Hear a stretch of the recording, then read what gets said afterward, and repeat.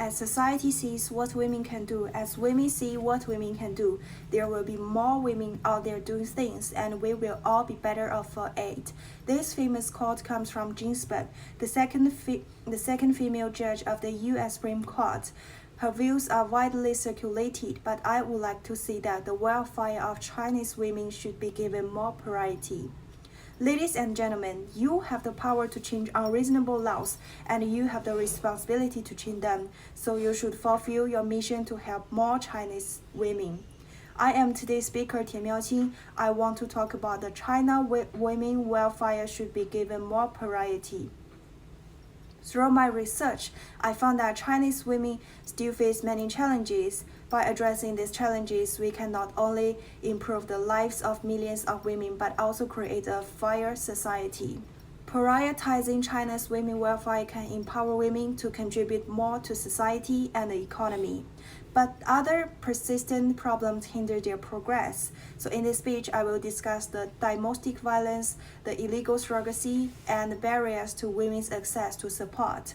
First, I will tell you the several issues facing Chinese women. Chinese women face significant challenges in social welfare. Despite legal and social protection, many issues still hinder their advancement. According to the All China Women's Federation, a woman in China suffers domestic violence every 7.4 seconds. This means that Chinese women are in danger all the time. Article 1007 of Civil Code stipulates that the sale and purchase of human cells, human tissues, human organs, and corpses in any form is prohibited. Surrogacy is illegal in China, but there are still many surrogacy agencies that ignore the law and use women as tools for production.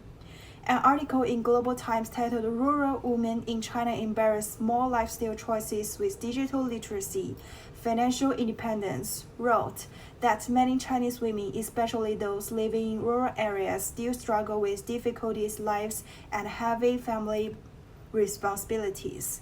Based on these problems I have mentioned about Chinese women, I would like to talk about how to improve these problems. The root of these problems actually lies in the improvement of the law and actions of relevant law enforcement personnel. The Chinese government should strengthen legislation, which means revising existing laws.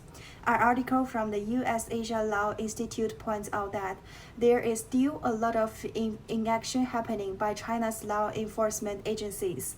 Therefore, I believe that China should establish an accountability mechanism to protect women's rights. An article in China Briefing writes about the latest revisions to China's women's rights law, but the formal content of the law only helps to draw the boundaries of what the state allows or prohibits, but does little to encourage real respect for women. Improving laws and strengthening the enforcement of laws are crucial to improving women's well-being. If women's welfare is guaranteed, they will be able to contribute more effectively to the society. In an article published by Disruptive Asia, who wrote about the negative impact of domestic violence on women, so strengthening the law and improving enforcement are vital. The China Briefing article I just mentioned that wrote that China's women's protection law has made many changes.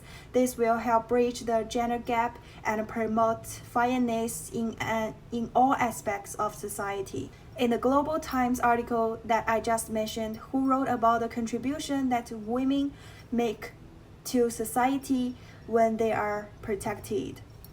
In conclusion, strengthening the law and improving enforcement of women's welfare is crucial to China's efforts to build a better society.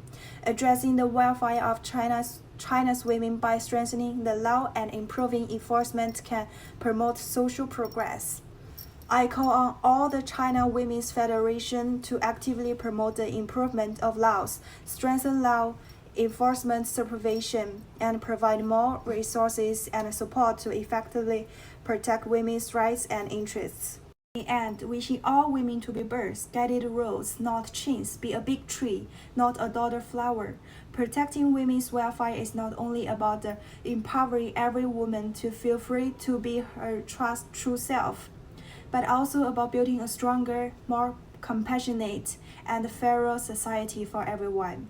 That's all about my speech. Thank you for listening.